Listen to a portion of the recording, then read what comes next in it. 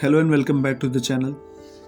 आज के इस वीडियो लेक्चर के माध्यम से हम जानेंगे कि परंपरा क्या होती है, यानी कि ट्रेडिशन इंग्लिश में कहते हैं हम। सोशियोलॉजी अगर आप पढ़ रहे हैं तो ये सारे कॉन्सेप्ट्स आपके लिए बहुत ही इम्पॉर्टेंट हैं, चाहे वो परंपरा हो गई, चाहे वो संस्कृति हो गई।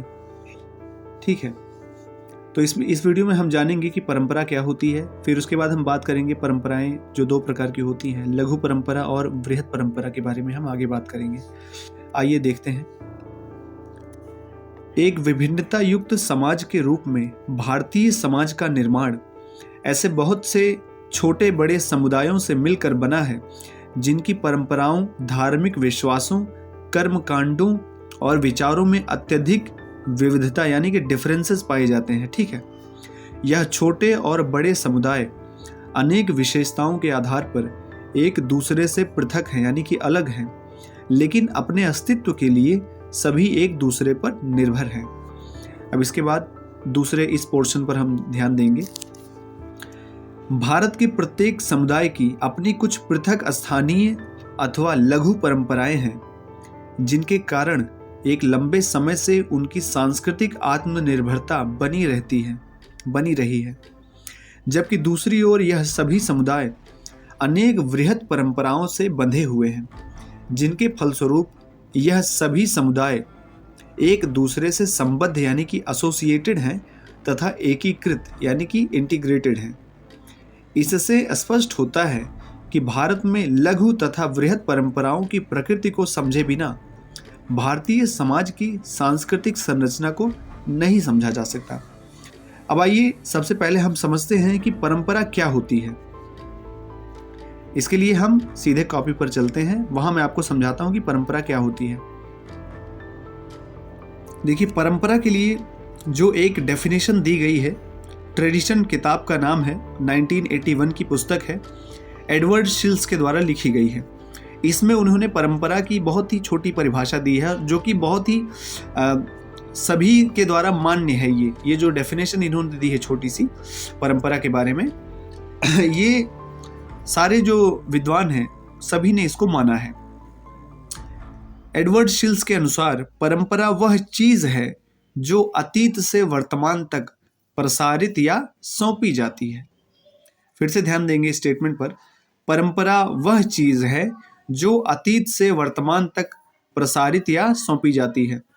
ट्रेडिशन पुस्तक में इनकी पुस्तक है ये, जिसका नाम है ट्रेडिशन, 1981 में इन्होंने परंपरा को परिभाषित करते हुए ये स्टेटमेंट दिया था। अब इसके बाद आइए हम देखते हैं जो परंपराएं दो प्रकार की होती हैं, लघु परंपरा और वृहत परंपरा। तो आइए सबसे पहले हम देखते हैं कि लघु परंपरा क्या होती है। तो अब हम ध्यान देंगे लघु परंपरा यानी कि लिटिल ट्रेडिशन जिसको हम कहते हैं, वो क्या होती है। सांस्कृतिक अथवा धार्मिक जीवन से संबंधित यदि किसी परंपरा का मूल धर्म ग्रंथों से कोई संबंध न हो, वह परंपरा एक छोटे से क्षेत्र में प्रचलित हो तथा अधिकांश व्यक्ति उसके वास्तविक अर्थ को न समझते हों, तब ऐसी परंपरा को हम लघु परंपरा कहते हैं। यानी कि जो लघु परंपरा होती है उसका हमारे जो प्राचीन धर्म ग्रंथ होते हैं उसमें कोई उल्लेख नहीं होता। ठीक है, वो एक छोटे से पर्टिकुलर एरिया में, रीजन में प्रचलित होती है, लोग उसका वास्तविक अर्थ नहीं जानते, बस उसको निभाए जाते हैं। ठीक है, उसको हम लघु परंपरा कहते हैं। आगे हम देखते हैं कुछ पॉइंट्स में। लघु परंपरा का एक स्थानीय क्षेत्र होता है, यानी कि एक ऐसा नहीं होता कि लघु परंपरा पूरे देश में मनाई जाती है। ठीक है, बड़े लेवल पर ये नहीं मनाई जाती, वो बृहत परंपरा होती है। ये एक छोटे से रीजनल होती है। ये कहने का मतलब एक छोटे से क्षेत्र के अंदर जो विश्वास धीरे धीरे विकसित होते हैं उन्हें कुछ समय के बाद एक धार्मिक कृत्य का रूप मिल जाता है। ऐसे ही विश्वास और धार्मिक कृत्य लघु परंपरा का रूप ले लेते हैं। ठीक है, तो यहाँ पर आपने देखा कि लघु परंपरा का विकास कैसे होता है, लघु परंपरा का निर्माण होता कैसे है। ठीक है, आगे देखेंगे हम। रॉबर्ट रेडफील्ड का कथन है कि साधारणतया निरक्षर किसानों की परंपरा को ही लघु परंपरा कहते हैं। अब इसके बाद आइए हम आगे देखते हैं। लघु परंपराएं मौखिक रूप से एक पीढ़ी से दूसरी पीढ़ी को हस्तांतरित होती हैं। यानी जैसे जैसे हम कोई परंपरा मना रहे हैं तो आगे वाली जो पीढ़ी होगी उसको हमने बता दिया कि इसको ऐसे मनाना है, तो वो उसको वैसे मनाएंगे।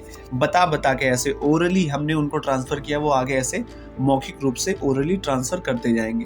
उसका कोई लिखित विवरण नहीं होगा, कहीं पर लिखा नहीं होगा, क्योंकि जैसा कि पीछे आप देख चुके हैं कि लघु परंपरा का कोई लिखित रूप में कहीं रखा नहीं होता, जैसे धार्मिक ग्रंथों में भी इसका कोई उल्लेख नहीं होता।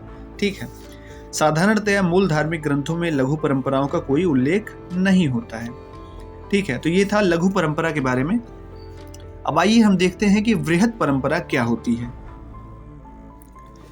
ध्यान देंगे हम वृहत परंपरा के बारे में, यानी कि जिसको इंग्लिश में हम कहते हैं ग्रेट ट्रेडिशंस।